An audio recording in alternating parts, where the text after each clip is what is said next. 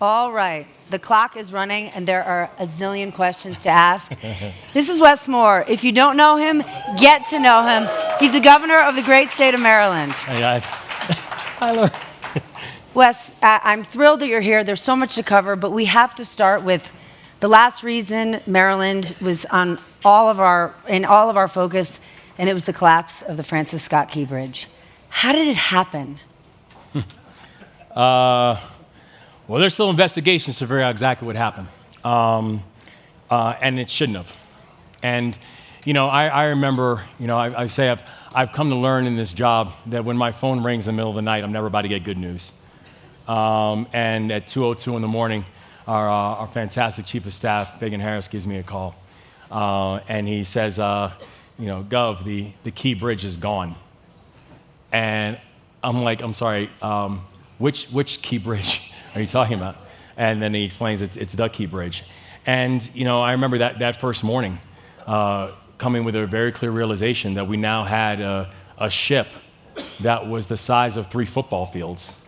That was the weight of the Washington Monument that was now trapped in the middle of the Patapsco River. And let's be clear, the Port of Baltimore, which was then closed at that moment, is worth about 13% of our state's economy. We had tens of thousands of people that were about to wake up and realize they didn't have a job. 6 souls who were unaccounted for. And the thing that we know is when you think about that situation, that scenario, we had more questions than answers in that morning. But the way that the state rallied, the way that the state responded, when people said that they were afraid of what the unemployment rate was going to be for the month of April for Maryland, when you consider there's tens of thousands of people who then lost their jobs, not only because of the collective work that took place, not only did we end up with, once again, for the 12th month in a row, one of the lowest unemployment rates in the entire country, Maryland actually gained over 7,000 jobs for the month of April. And when people said it could take up to a year. It took you 11 weeks. 11 weeks. How? Because lots of people in this room think the government doesn't work for us, government projects take years and years. How did you go from a 9-month to a 1-year-long estimate to 11 weeks? By working together. Who was working together? Everybody. I mean, literally, I remember those first days, watching the support of the federal administration. I want to be clear, the first phone call that I got from the White House was at 3:30 that morning. And the president, when you hear in a moment like that I knew that my job was to provide comfort and support and confidence to the people of my state that we were going to make it through this. I cannot stress enough how when you get a call from the presidents of the United States saying, Gov, we're going to be with you every step of the way, the same thing that I was trying to provide for my state, the president provided for me. And I cannot stress enough how remarkable the Biden-Harris administration has been. Our local leaders, the fact that within hours, as soon as that phone call came, we were on the phone with members of our state police who had divers in the water within an hour working to save lives. We had members of the National Guard who were involved. We had aerial assets that were then providing light on the situation. We had a Department of Transportation who was rerouting all of our transit workers, because that bridge accounts for about 40,000 people take that bridge every single day, and who were about to wake up and realize that they had no way of getting to work. But you made other calls within a week. There's a lot of people who believe that there are some elected Democrats who are anti-business, that think big business is no good, they're here to take advantage of us. You didn't have that take. No. After the bridge collapsed, you said, who can I talk to in business, in technology, in infrastructure, in bridge building to help me get smarter that's not just part of the government? Help us understand that, because that's something that we often don't think Democrats do. And I'm gonna be honest, I don't understand how you can be anti-business. Let's be clear. No one here is anti-business. No, Yeah. but I want to be clear. I will say No that one. in any room that I'm in, because who's helping to provide the jobs? Who's providing the innovations? Who's making sure that we can be the most competitive, not just state, but the most competitive country on earth? Anyone who thinks that you can do this without the private sector, I wish you the best of luck. But you're probably not going to be in your job for very long, and you shouldn't be. because it is true. Some of the first calls that I made were to members of the private sector. And I can tell you right now, there's no way that we would have recovered the way we did without members of the private sector who said, Gov, I'm not going to lay off my workers, despite the fact that the Port of Baltimore is now closed. The members of the private sector who said, Gov, even if I have to temporarily move my business to another port because we've got shipments that are literally on the way, as soon as the Port of Baltimore reopens, we are committing to you, we're coming back to the Port of Baltimore. There's no way that we go from having, again, having some of the greatest fears about what the unemployment numbers could have been for the month of April, to once again Maryland having amongst the lowest unemployment rates in the entire country without the private sector stepping up. That we launched something called the Maryland Tough Baltimore Strong Alliance. And with that work was actually working with members of philanthropy and the private sector who literally within days had committed over $16 million to support our port workers and their families. You don't have progress by thinking that you are going to be anti-business or do this on your own. Partnership produces progress. And that partnership includes the private sector. And anyone who is worth a salt has to understand that and embrace that. It's great that the president called you and said, I've got your back. It's great that you said to the people of Maryland, I will make you whole, we will not suffer economically. However, why is it an automatic that the government should have to pay? Because when the government says, don't worry, we're going to pay, that actually means taxpayers pay. How do we not know that, well, who ran this cargo ship? Yeah. Was this ship up to code? Why should the taxpayer immediately say, well, listen, it's great, the government's going to pay for it. Maybe we shouldn't. Well, I actually think that for this situation, this is not something that we're asking the government or taxpayers to pay for it. What we're pushing for right now in a 100% cost share is not saying, hey, taxpayers, bail us out. A 100% cost share is basically saying this. We are very clear that between the insurance around this collapse and also with the potentially pending litigation that's coming. And again, Lloyd's of London has indicated this is going to be the most expensive maritime tragedy in our nation's history.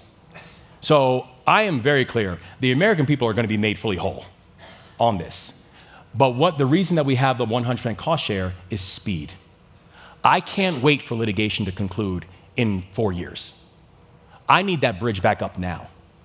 And the commitment that we have to the people of this state, because you can't have a fully functioning Port of Baltimore if one of the main arteries to the Port of Baltimore is no longer there. There's three main ways for our cargo to get to the Port of Baltimore, not including the maritime, right? It is the Harbor Tunnel, it's the Fort McHenry Tunnel, and it was the Key Bridge. Here's the problem.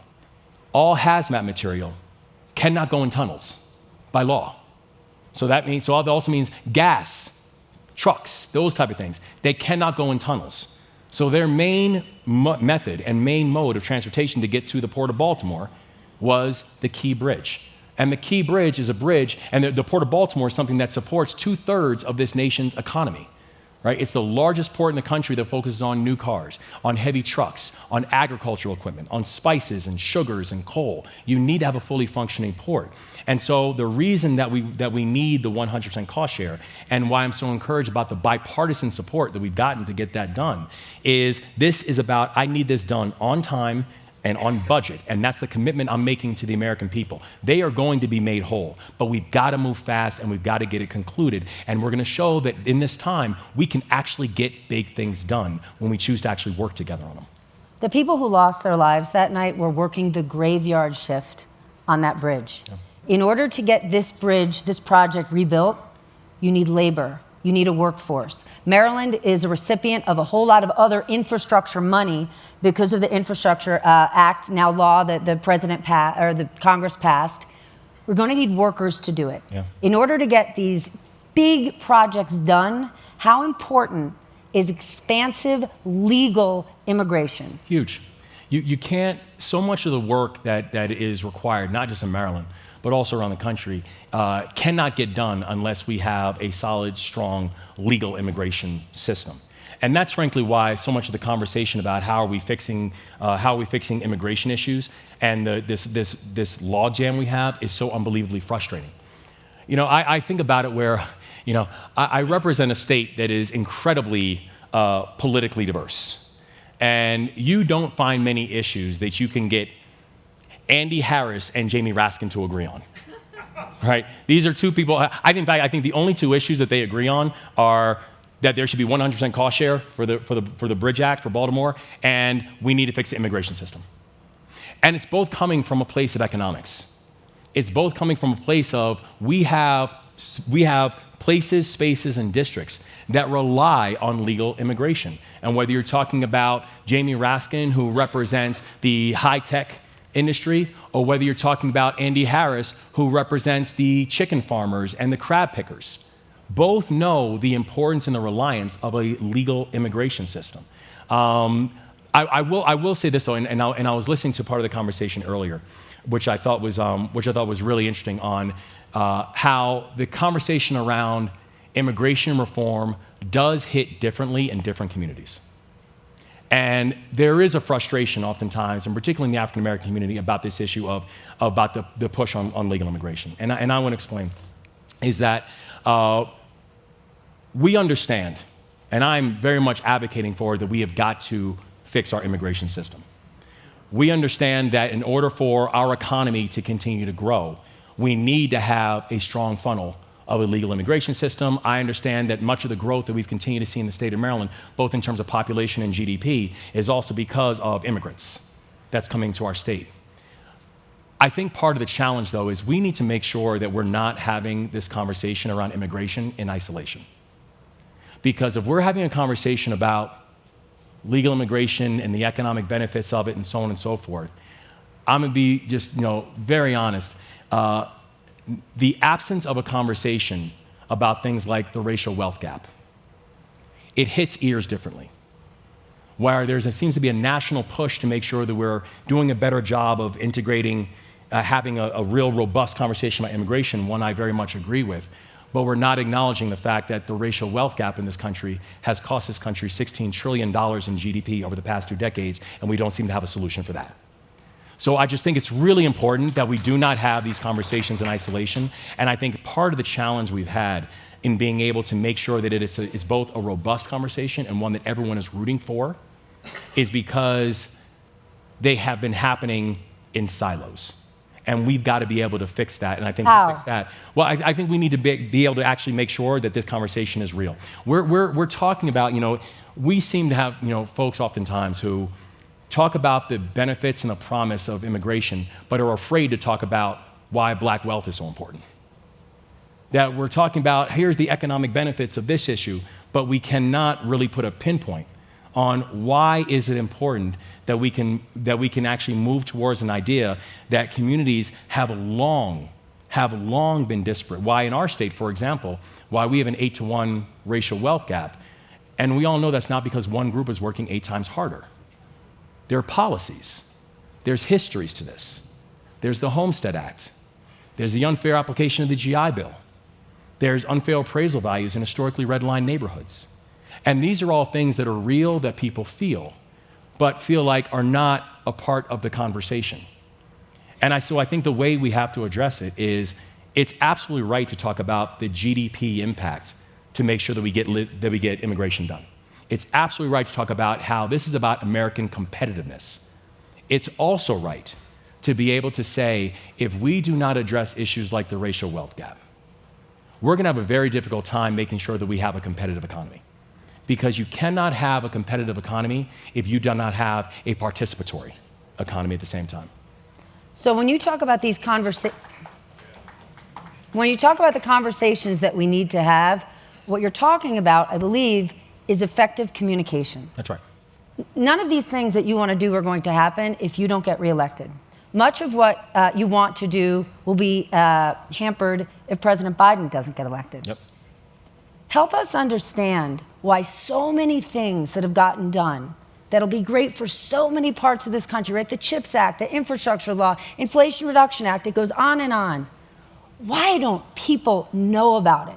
Why is this administration doing such a poor job saying to people, I'm going to explain to you about your student debt getting forgiven. I'm going to explain to you that you can now get your hearing aid over the counter. Where is this disconnect? Even the economy, and while inflation plagues the country, my God, we've had an extraordinary recovery from COVID, yet scores of people don't seem to know this. Why? Well, in many ways, I think you just hit the nail on the head, because if I go into Hagerstown or Havre de Grace or Highlandtown and I say, so what impact has the CHIPS Act had on your life? They're like, what's the CHIPS Act?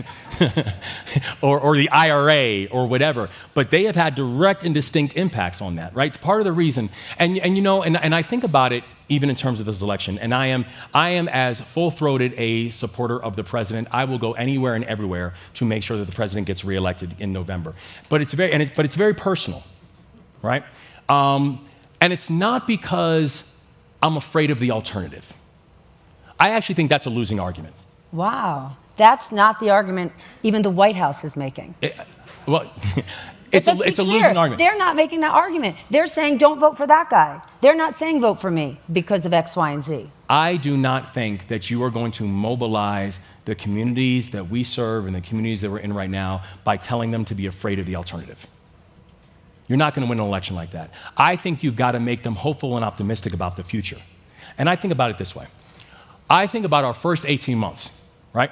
In our first 18 months, we've been able to reshape the way we think about economic growth. We've been able to make sure we're investing in things like trade programs and apprenticeship programs, that while we have some of the best four-year institutions in the country, we are making it very clear that we are going to end this myth that every single one of our students must attend one of them in order to be economically successful. And we made historic investments in our remarkable community colleges that we have in the state of Maryland, and our remarkable trade programs that we have in the state of Maryland, that we've been able to make sure we're adjusting permitting and regulatory restrictions that make it so difficult for businesses to be able to grow, and doing a better job of supporting entrepreneurs, adding access to capital for entrepreneurs, being able to make sure we're addressing things like public safety, where if you look at where Maryland was, Maryland before we came on board was literally had 8 straight years where we watched the homicide rate nearly double, the non-fatal shooting rate in the state of Maryland double. Baltimore City had 300 plus homicides for 8 straight years. Now, going on in our 18th month, the homicide rate in Baltimore has had the steepest drop of any major American city in this country besides one. The homicide rate in the city of Baltimore right now, if we can keep this pace, the last time it was this low, I was not born yet, right? That we came in, Maryland was 43rd in unemployment. Now we've gone 12 straight months with the lowest unemployment rate in the entire country. That we've been able to make investments in things like the Frederick Douglass Tunnel. We've been able to make investments in mass transit and also mass transit lines. And yes, we've been able to clear a key bridge that suspected was taking 11 months, now took 11 weeks. Now, the reason I bring all that up is this. Because he'd like to get reelected. Because I would like to get reelected. And none of that will be possible without the Biden-Harris administration. And this is the point. This is the point. I'm telling people, support the president not because you're afraid of the alternative. Support the president because I tell the people in my state, look at what we've gotten done in 18 months. Imagine if you give me another 4 years. Look at what's possible when you actually have a government that works together. Look at what happens when you have a government that's coordinated. Look at what happens when you have a government that's working with the private sector and the nonprofit sector and community groups and activists and everyone who feels like we have a seat at the table. Look at what happens when government works.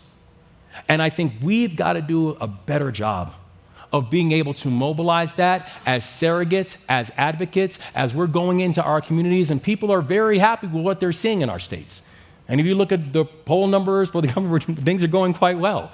However, we've got to do a better job of making that connection to show them why this partnership matters. You brought up a great point, though. You said, if you go to Hagerstown, Maryland, and say, how's the CHIPS Act working for you? People look at you cross-eyed. Yeah. Here's the problem. What the Biden administration has done is some extraordinary long-term projects that will create long-term solutions. And we live in a world of short-termism, of many people who might say, but I got a check for $2,000 with Donald Trump's name on it. And that check was gone within 3 weeks. How do you communicate? And it's one of the reasons why Mike Bloomberg always said, before this infrastructure law passed, he always said, nobody ever gets anything in infrastructure done, because they know by the time shovels are in the ground or the ribbon gets cut, you'll be out of office. How do you convince the American people all of these things that I'm doing are going to pay dividends for the future? Because there's a big disconnect there. There is. And I think you have to be able to do both. I think you have to be able to do the things that have the measure of immediacy and also know that you have to invest in the long-term future. And so, for example, when we talk about things like how do you address the issue of public safety, for example, there's a lot that we are doing when it comes to the long-term investments within public safety, long-term infrastructure investments, historic investments that we're making in law enforcement, historic investments that we're making when it comes to supporting states' attorneys and U.S. attorneys. In fact, we're the only state in the country now that actually supports the U.S. Attorney's Office from the state budget, because some of these cases, and we're very focused on getting these violent offenders and these trigger pullers off of the streets, even if it means putting federal cases on them. Right? So we're very clear about those long-term investments that both going to show immediacy but also have long-term tails. And you've got to show people that you're able to do the work right now that's actually going to impact them. And and I tell people that when you're talking about long-term economic growth, we did something a week ago that focused on pardons. And 170,000 people from Maryland. Yes. And it was crucial to be able to do this, not just from a fairness perspective. Our audience probably doesn't know. They live in Colorado. Everybody's smoking weed. Well, that's true. But here's the problem. Explain what happens. That you can have a legal recreational market and people who still can't get jobs. That's the problem. Tell them what you did. So we ended up signing the largest mass pardon for cannabis convictions in the history of the United States, where 175,000 convictions were just wiped clean. And there was a reason for it. Is that Maryland voted to have a recreational cannabis market. We ended up winning our election by 65% when we ran for governor. The only thing that beat us was cannabis, which won by 70%. I was like, who's cannabis? And how the hell are they so popular? But why this matters is overwhelmingly the state said we need to have a recreational cannabis market. So we rolled out what many people believe to be the most equitable, over 174 new social equity licenses. So now you have new people who are entering into this industry, creating new pathways for wealth, and the most successful recreational cannabis market. But here's the problem. We had people who still could not get student loans. We had people who still could not get small business loans for their entrepreneurial aspirations. And so we basically said, you cannot celebrate the benefits of legalization if you do not wrestle with the consequences of criminalization. And so we basically said, well, we are now just going to put together a pardon that, again, now becomes the largest mass pardon for cannabis in the history of this country. Here's why also that matters. We now have new people that are able to enter into an economy, that are able to get jobs, that are able to get small business loans, that are able to now know that their participation is necessary.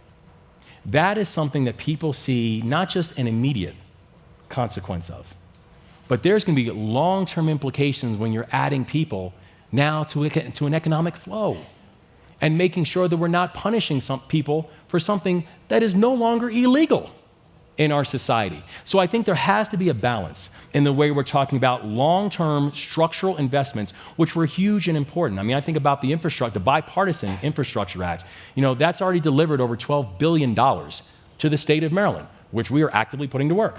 I think about things like the IRA, which delivered over $270 million to the state of Maryland that we leveraged to actually quadruple our offshore wind goals that we are actively now putting to work. There has to be the long-term investments, and at the same time, you've got to make it real to people right now as to why this matters and how this is going to impact them and their families. You say the word bipartisan and you put it in lights. And there are a whole lot of people, elected officials in government, that believe bipartisanship is a bad thing. You actually reject the idea that the country is so polarized. And when you were running for governor, you ran against a Donald Trump endorsed, maybe the most MAGA person running for an office that high in the country. Yeah. But you were still willing and open to knock on every door in the state of Maryland. Yes. Why? I think about when we first started our race, we were polling at 1%. Well, you were running against like 42 people. It's true. But it's true. But like in our first poll, like I'm not voting was polling higher than Wes Moore. Like this was a very humbling experience. But we ended up winning with more individual votes than anyone who's ever run for governor in the history of the state of Maryland. The reason I bring that up is this. No, thank you. But the reason I bring that up is this. You don't get that number by winning just Democrats. We won Democrats, we won independents, we won a good chunk of Republicans. And it was a philosophy where, when I was 17 years old, when I first joined the Army, and we learned something in our second day of military training where they taught us this idea of leave no one behind. Ever. Leave no one behind. You get one of my people, I will send a battalion in to go get them if I have to. And that's the approach we've taken to governing. But what did you learn? Because the person who you ran against is an election-denying, pro-insurrection candidate who actually had, obviously he didn't win, but quite a few people support him. What did you learn when you met those people who were buying into all of that? What did they tell you? First, they were surprised that I showed up. I believe that. But I think that mattered because you got to show up. We have spent our time going all around the state to include places that we didn't get their votes. And they've said, you're spending a lot of time here and there's not a lot of Democrats. And I'm like, yeah, but there's a lot of Marylanders. And you knew you weren't going to get their votes. But, well, I did not know that. Because I am convinced that if we can spend time and we can make our argument, you won't get everybody. But they'll never be able to say you didn't show up. I think about one of the first visit that I made as governor was to Western Maryland, to a place called Lonaconee, because they were having a water crisis. So they're having a boil water advisory. So we heard about it, and I called the mayor, and I said, Mayor, I'm on my way. So I go see the mayor and a guy named Mayor Coburn, who's become a good friend, and he said to me, Governor, do me a favor, turn 360 degrees. So I turned 360 degrees. He said, the only guarantee I can give you, you ain't see a Democrat within 5 miles of anywhere you just looked. But he said, but you're the first governor that's been here since 1996. I honestly think we give up too easy.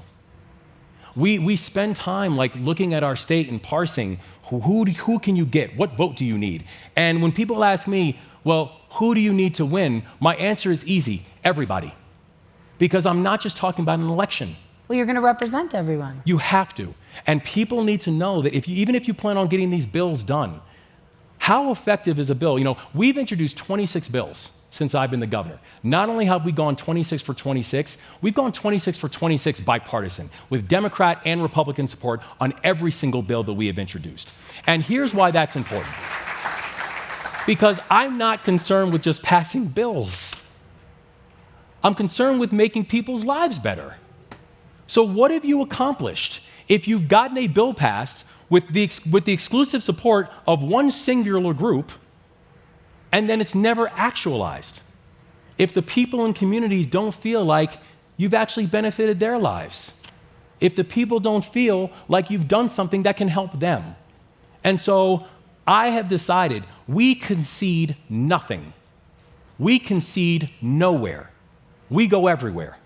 And we make our case. Because I can tell you, when I was leading soldiers, I was a paratrooper with the 82nd Airborne. Do you know a question I never once asked my soldiers? What's your political party?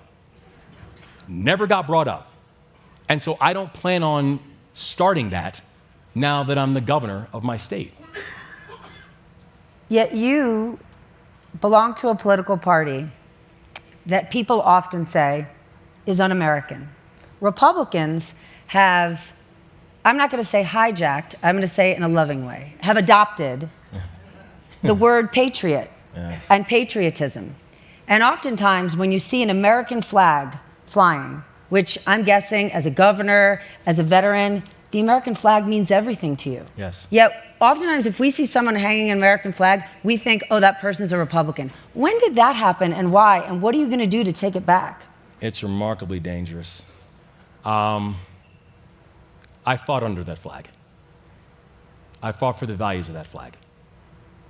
I fought for the people that that flag represents. And I would do it over and over again. How come it seems to be the flag for Republicans now, though? Well, I just think we have to take the same type of approach. We concede nothing. And I think we have to be unafraid to push back. I think when you see someone who's claiming that patriotism means denying elections, or that patriotism means restricting freedoms, or that patriotism means that certain parts of our communities should be heard more than others, then I think we have to be unafraid to push back and say, my definition of patriotism is making sure that everybody is seen. The thing about this country, this country is this beautiful patchwork. And we have to be honest about there is a measurement of unevenness that this country sits on and relies on. Its history, its founding, and we have to be honest about that. But we also have to be honest about this.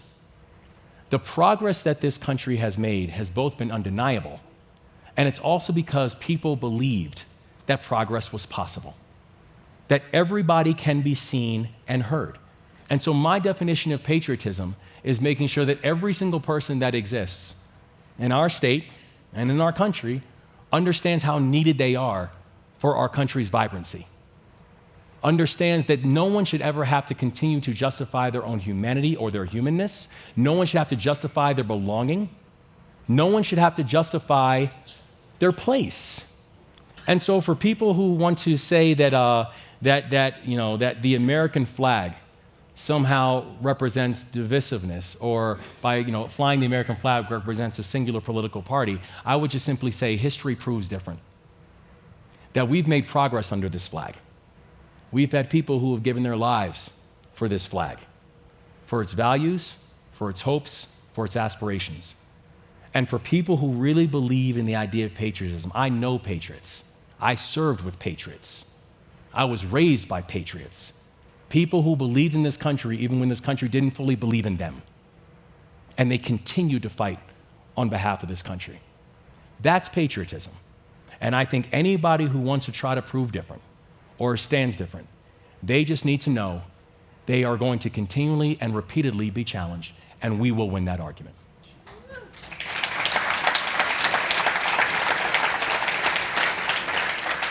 Wes, I know you don't like this truth, but cynicism runs high in this country.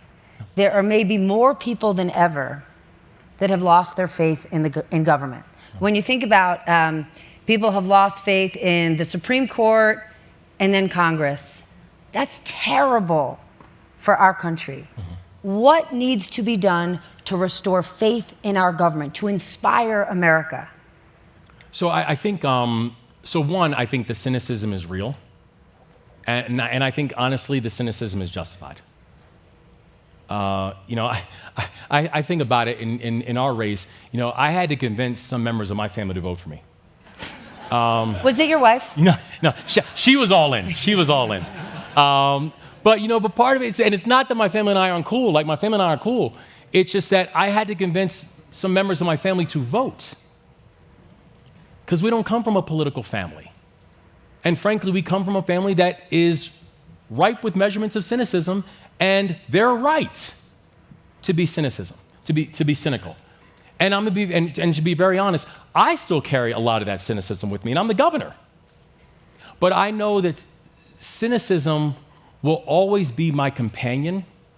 It just won't be my captor. Say that again? That cynicism will always be my companion. It just won't be my captor. It'll always be something that sits with me, because I think that cynicism is something that we consistently have to wrestle with. I actually think that's part of the American journey. That part of the American journey means we must wrestle with our history. We must wrestle with our present. And I don't think we ever want to lose that. But it cannot be something that dominates the way we think about our future. And so I think the way you address cynicism, I think it's twofold. One is I think you actually have to have results. And I think the part of the thing that we've been able to see, in our state, where we became the first state in this country that now has a service year option for all of our high school graduates. We became the first state in this country. We became the first state in this country that now actually has a place-based investment strategy called the Enough Act. It stands for engaging neighborhoods, organizations, unions, governments, and households, i.e. everybody, to engage in the idea of tackling and ending this issue of childhood poverty and generational childhood poverty in the state of Maryland. We became the first state in this country that addressed the issue of these cannabis pardons. That Maryland is unafraid to lead, but importantly, what we're showing is that we can deliver results for the people. And I think results do matter, because results help to counter cynicism. The other thing is this, and I brought up the idea of the service year. When we became the first state in the country that now, for all of our high school graduates, they have a chance to have a year of service to the state of Maryland. And they can choose however they want to do it. They can serve in the environment, they can serve in housing, they can serve veterans, they can serve young adults, they can serve returning citizens. It's completely their choice. The only thing we ask for them is this: find that thing that makes your heart beat a little bit faster. And then go after it. And then they have a paid year of service, an opportunity to have a paid year of service with a $6,000 stipend at the end that they can use however they want to use it. But what it's doing is it's both addressing the issue, because we're big believers in experiential learning. We're big believers in the idea of an earned financial cushion, particularly for that age grade of 18 to 25 where people are still trying to figure it out. We're big believers in workforce development and workforce training. And in this time of political divisiveness and political vitriol, service will save us, because service is sticky. And those who serve together will stay together. And I know I had people who I served with in Afghanistan who came and campaigned for me and door knocked. Many of them were not Marylanders. Many of them were not Democrats. But they came and door knocked on my behalf, and they were simply saying, let me tell you about the guy that I served with. And so I believe in this time of cynicism, if we can create a culture of service where people are willing to fight for each other, where people are willing to get to know each other again, when we can be, as the military taught me, learn how to be mission first and people always. If we can do that, we are going to be able to strip away this wall of cynicism that for some people, this idea of cynicism means forfeiting. And for me, cynicism is actually something that can be our strength, that we actually can and we should get to a better and a brighter future together. So I don't know if it's cynicism, maybe it's a backhanded compliment, but yesterday I was talking to Lori Tisch, one of New York's most impactful philanthropists, a truly great New Yorker, and we were talking about you being here. And she said, people are going to ask Wes Moore 2 questions. They're going to say, is Biden dropping out, and would you step in? Let's be clear. Every person who asks you the question knows the answer. He's not dropping out. Correct. So I guess it's a backhanded compliment to you, but why are you being asked that question? What are people really trying to get at? Or how do you feel when they say it to you? Because people say it a lot. I think about what President Biden has meant to me and what he's meant to my state. I'm thinking about a person who, when he first came on board, we literally had a country that was ripping apart at its seams. You don't think we are now? No, I think we still very much have divides in our society that we still have to wrestle with. But it's really nice having a president who's willing to wrestle with it and who's not willing to actually further create seams. It's really nice to have a president who I know actually believes in our better angels and is willing to fight for them. It's nice to have a president who really has devoted his life to public service and have a president who's spending his time focusing on our futures and not his own.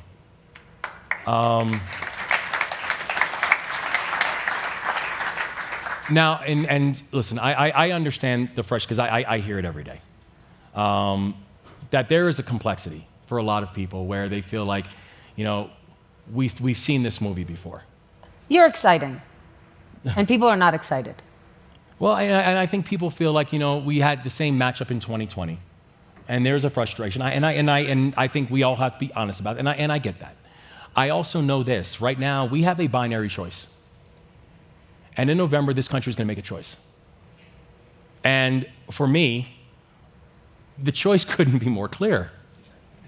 And again, I don't think that people need to spend time focusing on the dangers of Donald Trump or Trumpism. I think that people need to really focus on the things that we can actually proactively get done. I know the partner that I have in the president. I know I have a person who keeps his word. And when he says, Gov, I'm with you every step of the way, I want to be very clear. This president has been with us every step of the way on our entire journey. And I respect that, because I respect people that keep their word. And so I understand the complexity and the frustration. I do understand that this is still a very divided country.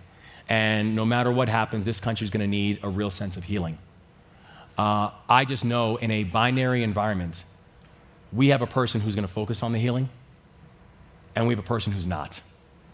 And I think that should matter to people as they make that, as they make their journey into the ballot box. People compare you to Barack Obama. How does that make you feel? Don't act like you haven't thought about the answer. I'm gonna be honest with you. I'm seriously playing with house money. I'm seriously, and you know this. I mean, I'm a kid who was literally raised by an immigrant single mom who didn't get her first job that gave her benefits until I was 14 years old. And by the way, this is a woman who went on to earn a master's degree. So when we're having conversations about inequitable pay between men and women or inequitable pay between people of color and non, this is not an academic exercise with this. I don't need a white paper to explain it. I grew up with this. That I'm a kid who had handcuffs on my wrists when I was 11 years old because I came up in a community that was over-policed and we knew it. That I'm a person who was sent to a military school when I was 13 because of some things I was getting into. I joined the Army when I was 17 years old, and I was so young, my mother had to sign the paperwork for me. But after my teenage years, she would sign whatever paperwork they put in front of her. That I'm a kid who graduated from a 2-year college. And I'm now the 63rd governor of my state and only the 3rd African American ever elected as governor in the history of the United States.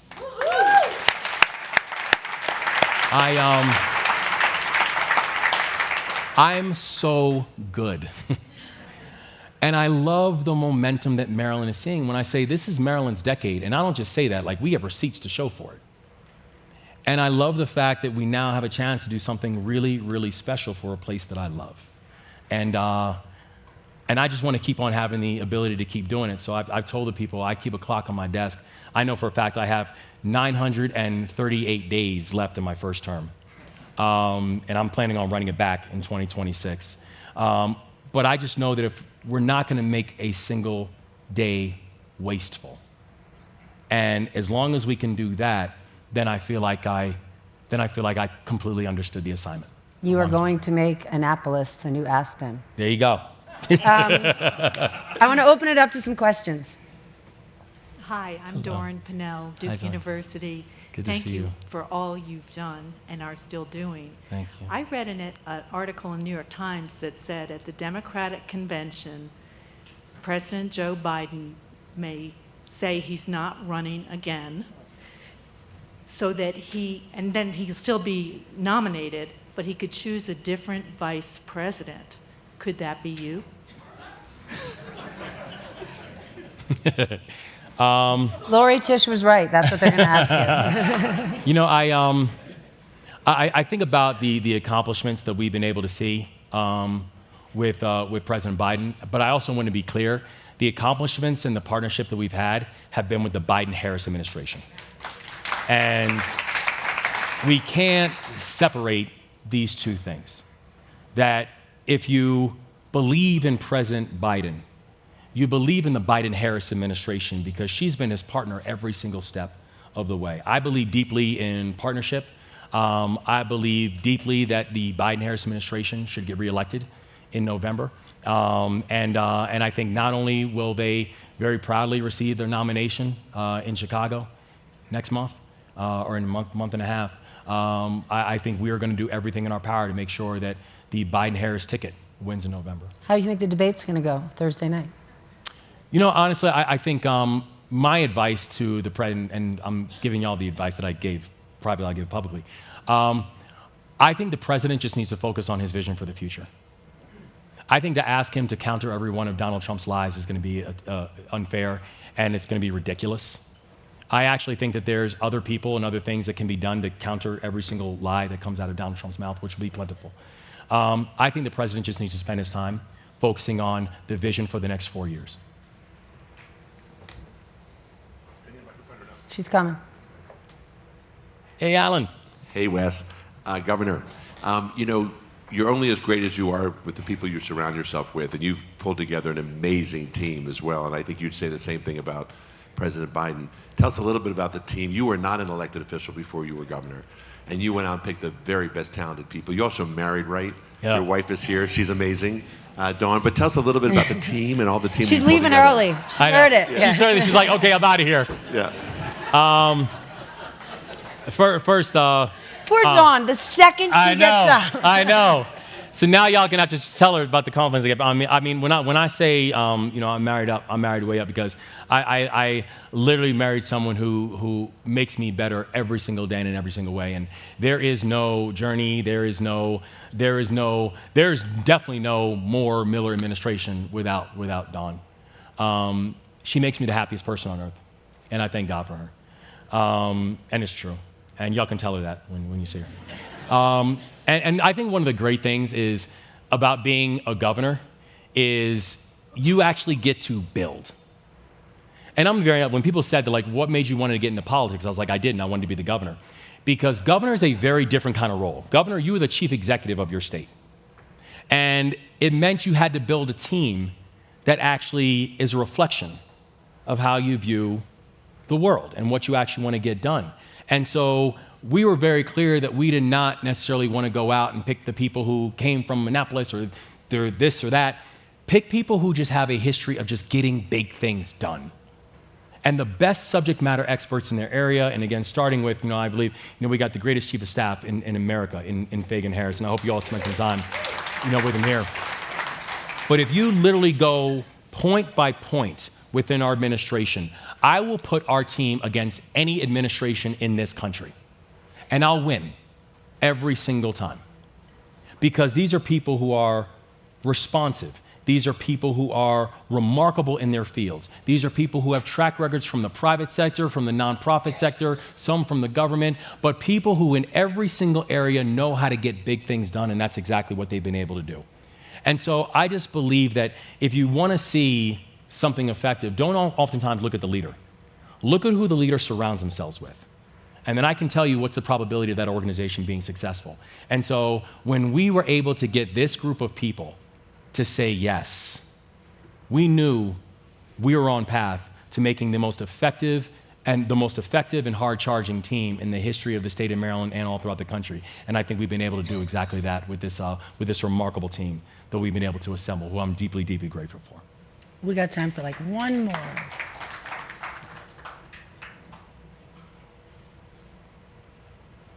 Thank you.